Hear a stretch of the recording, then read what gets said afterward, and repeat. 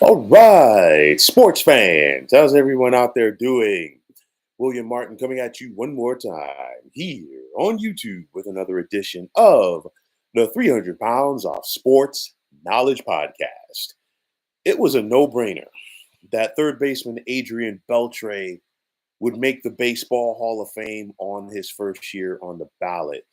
Beltre checked all of the boxes as far as getting to Cooperstown. You're talking about a guy who had 3,166 career hits, 477 home runs, more than 1,700 runs batted in, and a 286 career average. And not to mention, you're talking about Beltre being a four-time MLB All-Star, as well as winning 5 Gold Gloves. And this is why Beltre received more than 95% of the vote.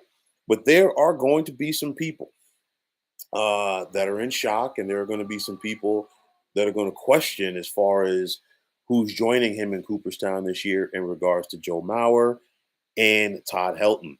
Now, Helton nearly got 80% of the vote this year. And you're talking about a guy who was a 316 career hitter, more than 2,500 career hits, and 369 home runs. But Helton's critics are going to point to the fact that he did the bulk of that while playing in the thin Rocky Mountain Air in Denver for the Colorado Rockies. Now, like Beltre, this is Joe Mauer's first year in the ballot, and he got a little bit more than 76% of the votes. And in 15 years with the Minnesota Twins, Mauer was a career 306 hitter with more than 2,100 career hits while he was the American League MVP in 2009, and he did win 3 batting titles. Now, the question is going to be, did Mauer and did Todd Helton, in some people's eyes, deserve to get into the Baseball Hall of Fame? And I'll tell you like this, it's a slippery slope because if you look at Todd Helton's numbers and you omit the fact that he did it basically entirely in Denver with the Colorado Rockies, then you know what?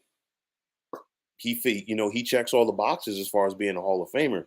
Now, Helton is not, the first predominantly Rockies player or somebody who spent a portion of their career with the Rockies to get in. We saw Larry Walker, get into the Hall of Fame. And of course, Larry Walker was a no brainer because I think, people clearly realized that Larry Walker could hit, during his time with the Montreal Expos. And then, of course, he went to the Colorado Rockies and just simply built off of that. CJ, what's going on, champ? How you doing? I will definitely touch on Andrew Jones in a minute. You also look at Todd Helton, and I talked about, pardon me, Joe Mauer rather. And, I talked about his numbers. And the fact that he was a 306 career hitter helped him. But you look at his, season average per year. He was, like I said, he was a 306 career hitter. He averaged about 12 home runs a year. He averaged about 80 runs batted in. And he also averaged, about 185 hits per season. Joe Mauer was not a big power guy. Joe Mauer, could just hit the ball and hit for contact. And if you're talking about those prime years, he was definitely at the top of his game. But to me, I think Joe Mauer, in my opinion, was one of those fringe Hall of Famers. I'm not going to sit up there and just go say like, hey, he was a Hall of Famer, and some people are going to disagree with me, and that's all good because that's that's what we're here for, to like see each other's opinions on respective things. But for me, Joe Mauer falls into that category of you're like, you know what, I got to think about it a little bit to see if a guy is or isn't a Hall of Famer. And typically, when you think about a player being a Hall of Famer in regards to what sport that person is in, then you know what? It should be a no-brainer as far as you thinking about whether or not that guy deserves to get into the Hall. But it's one of those where okay, we got 3 guys going in this year: Joe Mauer, Adrian Beltre, and Todd Helton, and of course we cannot forget about Jim Leland, who had a phenomenal career as an MLB manager. with the turnaround, the Pittsburgh Pirates, 3 consecutive National League East titles there, leading the Florida Marlins to their first World Series championship in 1997, resurrecting the Detroit Tigers and getting them to a pair of World Series. I mean, Jim Leyland, plain and simple, was one of the best to do it, and he definitely deserves to get there. And now let's look at some of the guys who barely missed out. And when I talk about barely missing out, Billy Wagner. I mean, Billy Wagner was right there. He fell five votes shy of getting into the Hall of Fame. And I think, for his case, that clearly bodes well for him to get in next season. You're talking about a guy, 422 career saves, sixth all time, the second most saves in MLB history by a lefty. And I definitely think, this time next year, we're talking a different story with Billy Wagner. Now, unfortunately for Gary Sheffield, he didn't get in on his final year on the ballot. He did get nearly 64% of the vote. And you're talking about a guy, 509 career home runs, nearly 2,700 career hits, a 292 batting average. But at this point, will the veteran committee put him in? And I'll tell you like this for Chef, clearly what has hurt Gary Sheffield is, the cloud or suspicion of steroids around his MLB career. But the fact that he got 64%, I do believe that Sheffield will get in at some point. And I've said this before, and I will say it again, as far as the steroid scandal and stuff like that, it was part of the game. There's no washing it, out as if it didn't matter or it didn't happen, rather. And the thing is this, you go back to Jose Canseco's book. He did name Pudge Rodriguez in that book, and Pudge Rodriguez still got in, and you never heard anything as far as Pudge suing, Canseco for defamation, this, that, or the third. So I feel like, what, in doing that, you kind of open the floodgates and you open a lot of more, questions if you're the writers on that. That's just my opinion on the matter. But I do believe, with Sheffield getting close to 64% of the vote at some point in his life, more likely than not, uh, he'll get in by the Veterans Committee. Andrew Jones, and I know, CJ, this is a guy that you definitely want to talk about. He got about 61% of the vote this year. You're talking about a guy in Andrew Jones for the first part of his career. It looked like it was a slam dunk for him to be Cooperstown bound. There really wasn't anything that he couldn't do on the baseball diamond. He could hit, had a very smooth swing at the plate. He could hit home runs, drive in more than 100 runs batted in.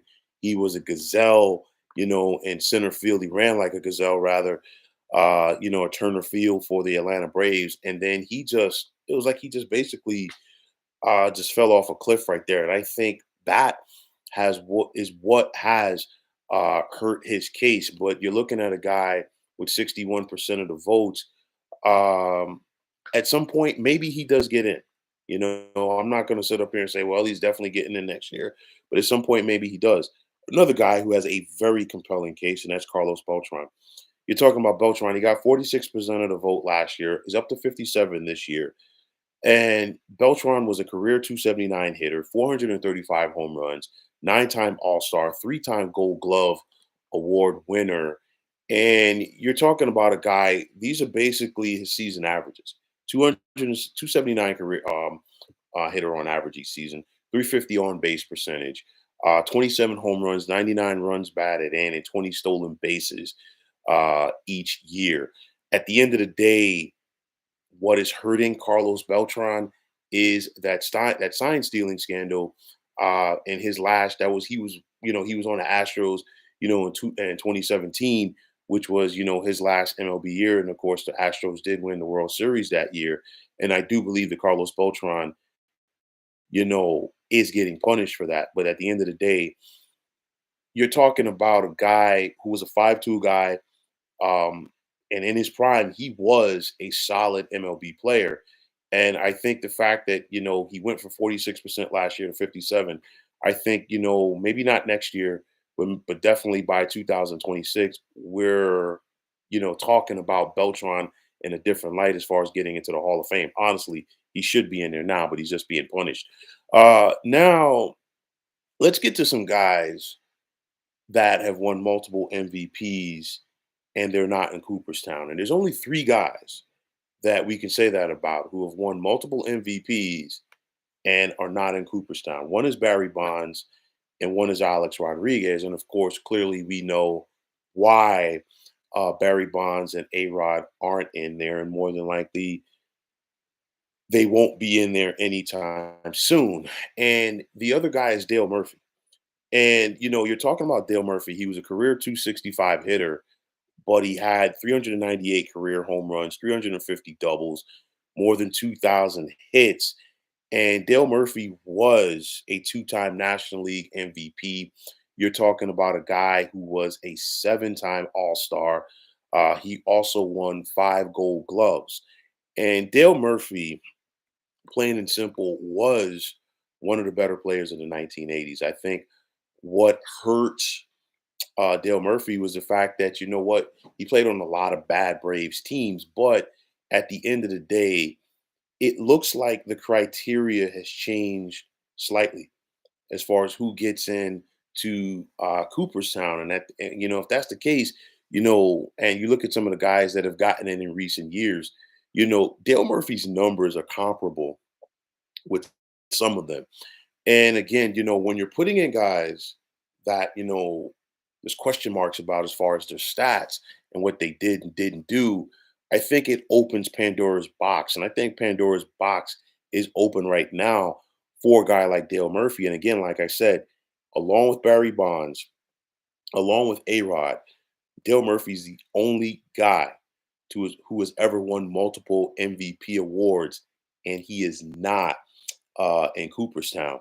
Now, CJ, you're saying I like Murphy too, but he played just before my time, so I really don't care if he gets in like I do Andrew. I'll tell you like this though: if you ever had a chance to see Dale Murphy, I'll tell you like this: he was, and especially 1980s Braves, he was one of the better players in the NL. He just didn't get a lot of credit because he played on some bad Braves teams. Um, but some other guys here. The case for John Franco, who clearly at this point would have to go to the veteran committee. And the reason why I say this, John Franco's got two more saves than Billy Wagner, and he was a lefty just like Billy Wagner. It's one of those where I think the save stat is a little convoluted in some people's eyes. And, for whatever reason, I think John Franco has been passed by, too many years too often. But John Franco's numbers are up there. And I definitely think that he is deserving of getting into the Baseball Hall of Fame. Another guy who's up there on the saves list, and he really didn't get a lot of the votes this year, and that's Francisco Rodriguez.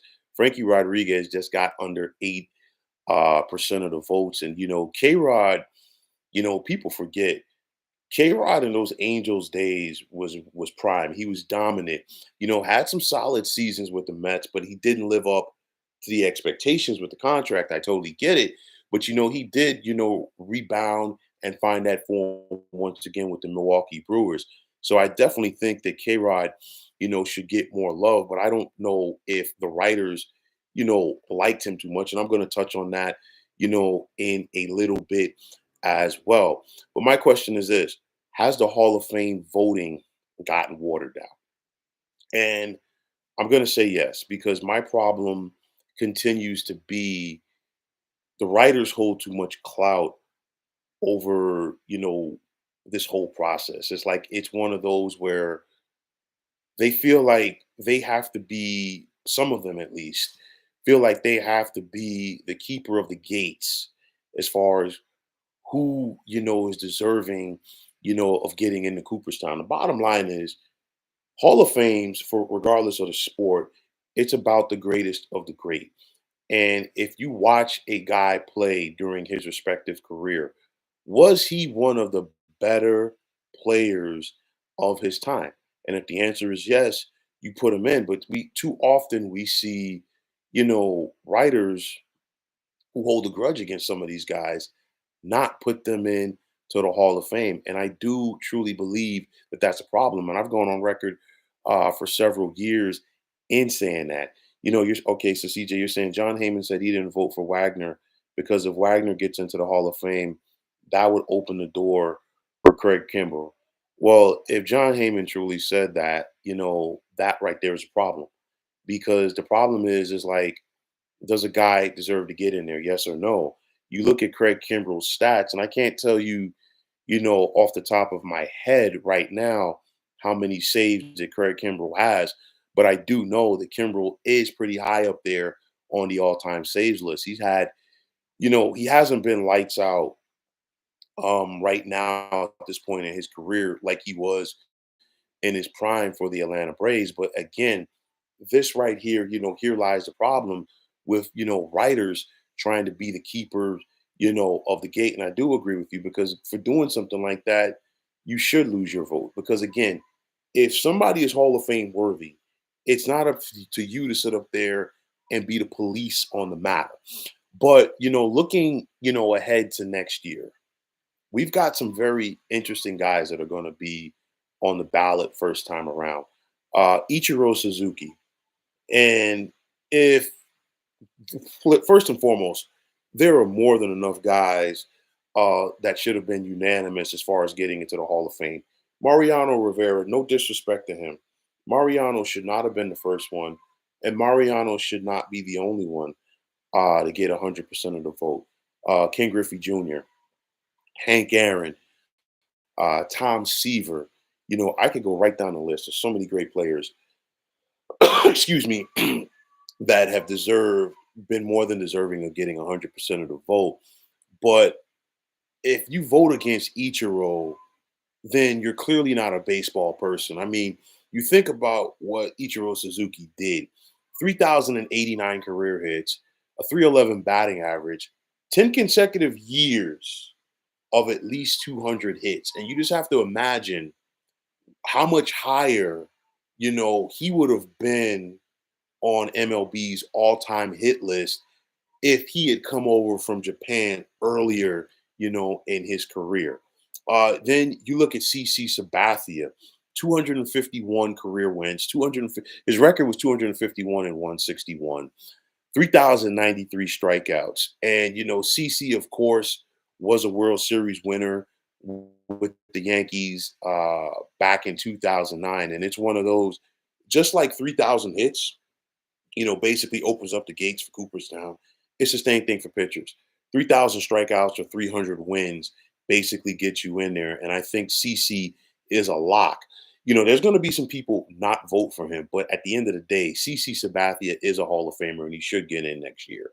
Another guy who has a very compelling case, I don't think he gets in next year, though, his first year on the ballot, and that's going to be Felix Hernandez. And you think about, the solid years that King Felix had with the Seattle Mariners, didn't get to 200 wins even in his career. And a lot of that was due to the fact that, he didn't always get a lot of run support out there, but he was 169 and 136, had a 3.42 ERA. He did win one American League Cy Young back in 2010.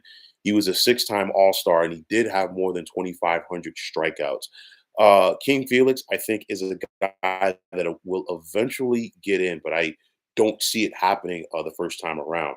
So you look at it, I've talked about these guys. I'm going to talk about some other guys that continue to get overlooked, by the politics of it. Dick Allen is a guy who should have been a long time ago, in my opinion, as far as Cooperstown. And then both Dave Parker and Keith Hernandez. And of course, unfortunately for both Dave Parker and Keith Hernandez, they're still being punished with their connections to that Pittsburgh drug trial. That's all it comes down to.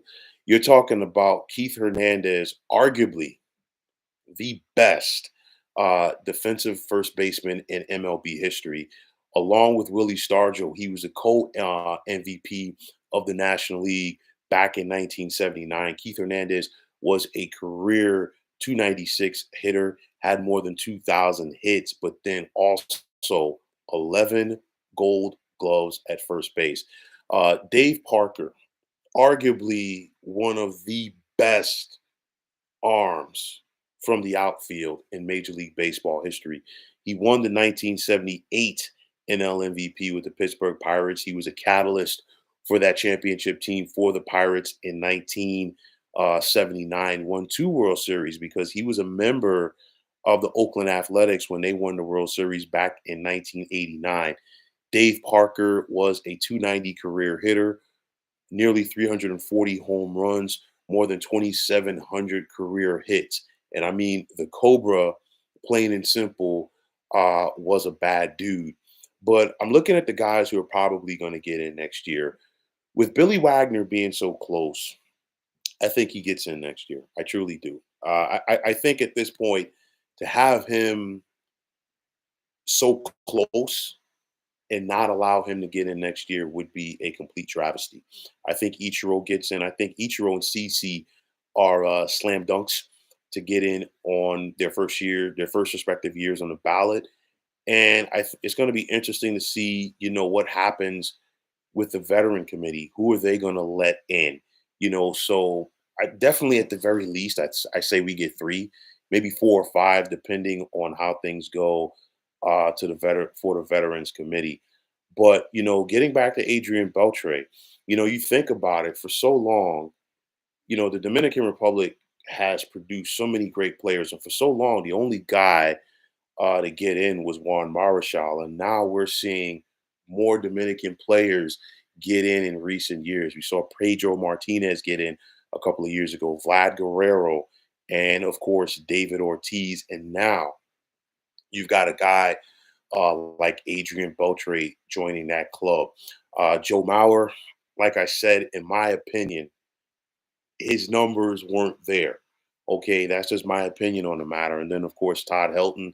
And for a lot of people, they're going to sit back and say, "Hey, Todd Helton benefited from spending his entire career, in Denver with the Rockies." But you know what?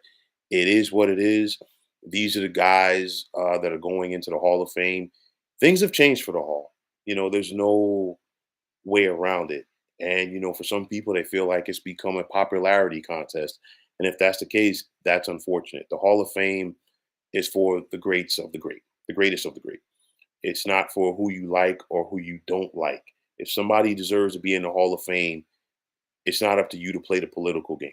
You got to let those guys in. That's just my opinion on the matter. But these are the folks who are going to be bound for Cooperstown this summer. And let's see what the 2025 class is going to look like as well. So, folks, that's going to wrap it up. And as always, I want to take this time out to thank all of you for tuning into the 300 Pounds of Sports Knowledge podcast here on YouTube. I want to take this time out to thank all of you fine folks out there for tuning in. And if you haven't already, please feel free to subscribe to this channel. Now, if you're on the X, formerly known as Twitter, please feel free to follow me at 300 Pounds of Sports. And like I always say, if you follow me, it will be my pleasure to follow you right back. There's also the sports discussion group on Facebook at the Sports Depot 365. Now, you can check it out. Drop a line and be a part of one of the better sports debating sites going on social media. CJ, my man, as always, it was a pleasure. And I got some good news for you because believe it or not, we're only a couple of weeks away from saying, guess what? Pitchers and catchers will be reporting. So, folks, that's going to wrap it up. I'm William Martin signing off, saying take care, and thanks once again for tuning into the 300 Pounds of Sports Knowledge podcast here on YouTube. Be well, everybody.